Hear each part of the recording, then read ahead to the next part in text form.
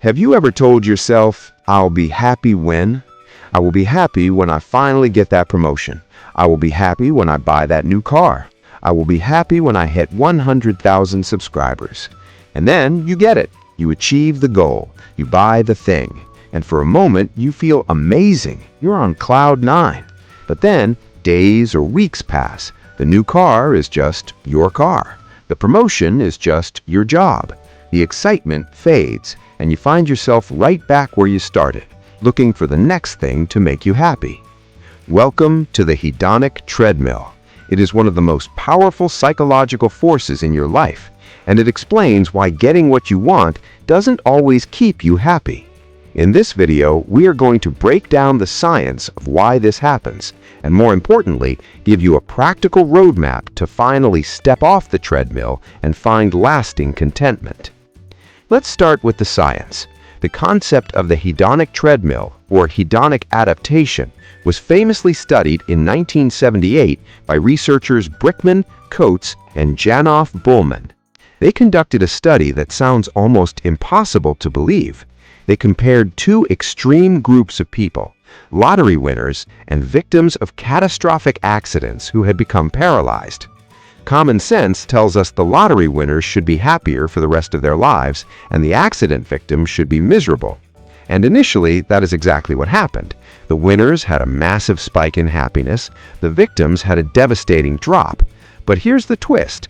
When researchers interviewed them roughly a year later, the lottery winners were not significantly happier than a control group of average people. And the accident victims? While they were somewhat less happy than the average, they were nowhere near as unhappy as predicted. They had returned to a baseline. This study suggests that each of us has a happiness set point, much like a thermostat in your home. If your house gets too hot, the AC kicks in to cool it down. If it gets too cold, the heater warms it up. Your brain does the exact same thing with emotions. Whether you win $1 million or suffer a tragedy, your brain eventually fights to return you to your default level of happiness. But why? Why is our brain wired to steal our joy? Well, biologically, it is not trying to be mean, it's trying to keep you alive. Imagine if our ancestors found a fruit tree and stayed in a state of permanent blissful ecstasy forever. They would stop hunting. They would stop looking for shelter. They would eventually be eaten by a predator because they were too busy smiling at a mango. Adaptation protects us. It ensures that no negative emotion crushes us forever, which is great for resilience. But the price we pay is that no positive emotion lasts forever either. We are wired to detect changes in our environment, not to appreciate the status quo. Once a luxury becomes your new normal, it becomes invisible to your brain. Think about your smartphone. Remember when you first got it? It was sleek, fast, and exciting. Now, it's just a tool you mindlessly scroll on while waiting for the bus. You adapted. The miracle became mundane. This leads us to the modern trap. Our economy is largely built on the hedonic treadmill. Advertisers know your happiness will fade, so they sell you the solution, the next upgrade. If you don't understand this mechanism, you will spend your life running faster and faster, accumulating more stuff, better titles, and nicer houses, only to find that your internal happiness thermometer hasn't budged an inch. You might have a better view, but you're still the same you looking at it. This is often called the Diderot effect. It's named after the French philosopher Denis Diderot. He lived a simple life until he acquired a beautiful scarlet robe.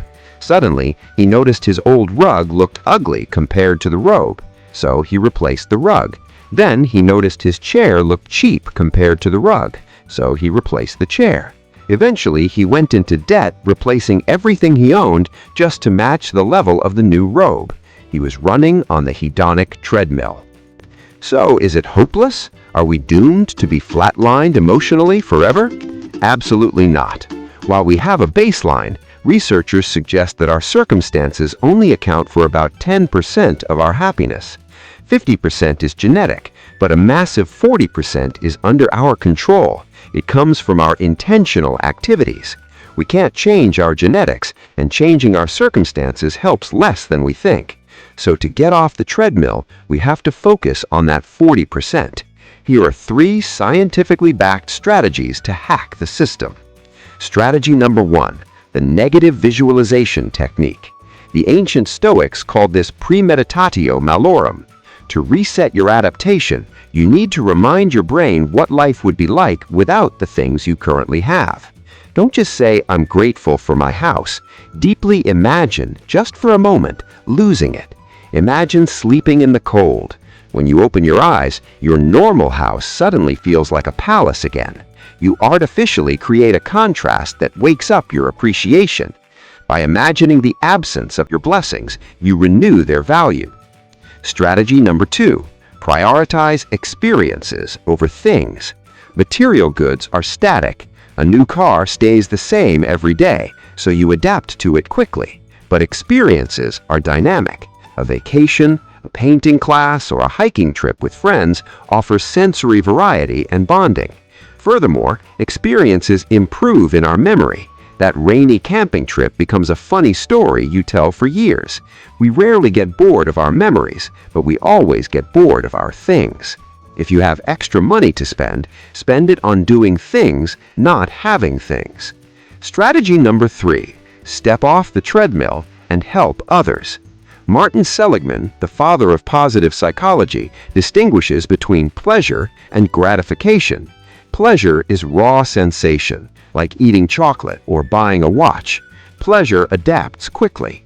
But gratification, however, comes from flow and meaning. When you use your strengths to help others, volunteering, mentoring, or creating something of value, you enter a state of flow. You're not focused on how you feel, you're focused on the task. Ironically, this is where lasting well-being lives. You can't adapt to the feeling of purpose because every day brings a new challenge. The hedonic treadmill isn't a curse, it's a reality of human nature. It keeps us moving forward, but you don't have to be a slave to it. Stop thinking the next big thing will fix you. It won't. Instead, fall in love with the process. Savor what you already have. Build connections. And remember, happiness isn't a destination you arrive at. It's a manner of traveling. If you found value in this explanation, consider subscribing for more insights into the human mind. Thanks for watching.